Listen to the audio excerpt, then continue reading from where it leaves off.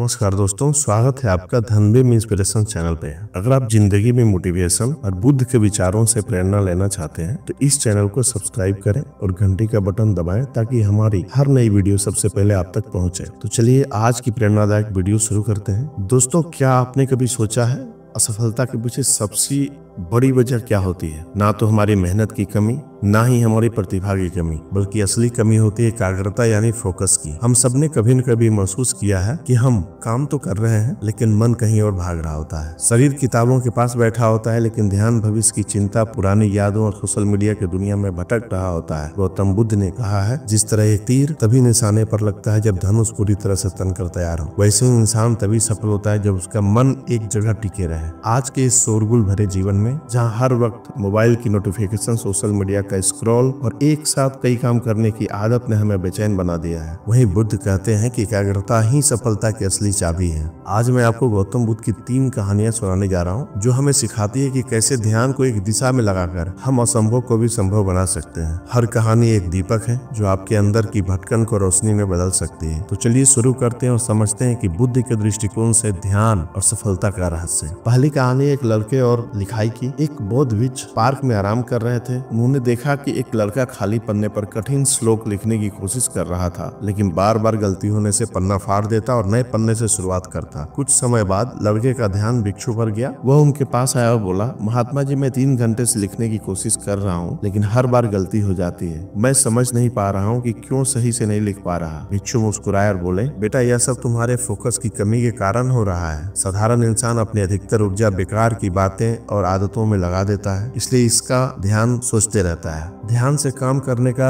मतलब है पूरी ऊर्जा को एक ही काम में लगाना। जब तुम बार बार ऐसा करोगे तो मन खुद तैयार हो जाएगा और गलतियां नहीं होंगी। लड़के ने पूछा, अगर मन बार बार भटके तो मैं क्या करूं? भिक्षु ने कहा, जब भी मन भटके 5 गहरी सांस लो और ध्यान सांसों पर ले आओ। काम को महसूस करो, जैसे कलम हाथ को छू रही है। लिखते समय जो आवाज हो रही है उस पर ध्यान दो। जितना बारीकी से महसूस करोगे मन उतना ही केंद्रित होगा। लड़के ने ऐसा किया और पाया कि उसकी गलतियां कम हो गई और काम जल्दी पूरा हो गया। भिक्षु ने मुस्कुराकर कहा, याद रखो, जब मन और इंद्रियां एक साथ काम में लग जाती हैं तो ध्यान गहरा हो जाता है और यही असली सफलता है। अब दूसरी कहानी की ओर चलते हैं, युवक और मोमबत्ती की। एक दिन एक युवक के पास आया और बोला, गुरुवर, मैं लंबे समय से परीक्षा की तैयारी कर रहा हूँ लेकिन हर बार असफल हो जाता हूँ। भिक्षु ने उसे एक मोमबत्ती दी और कहा, इसे जलाकर थोड़ी दूरी पर खड़े पेड़ तक ले जाओ, लेकिन ध्यान रहे लौ बुझनी नहीं चाहिए। युवक ने कोशिश की लेकिन हवा के हल्के झोंके ने लौ बुझा दी। उसने बार बार कोशिश की लेकिन हर बार लौ बुझ गई। थककर वह लौ बुझी मोमबत्ती लेकर लौट आया। भिक्षु ने कहा, देखो बेटा, यही तुम्हारा मन है, यह लौ की तरह है और हवा आसपास की भटकाने वाली आदतें हैं। जब तक तुम इन आदतों को काबू में नहीं करोगे ध्यान की लौ बुझती रहेगी। लक्ष्य तक पहुंचने के लिए ध्यान को स्थिर करना जरूरी है। छोटे से छोटे काम को भी ध्यान से करना सीखो, यही आदत आगे चलकर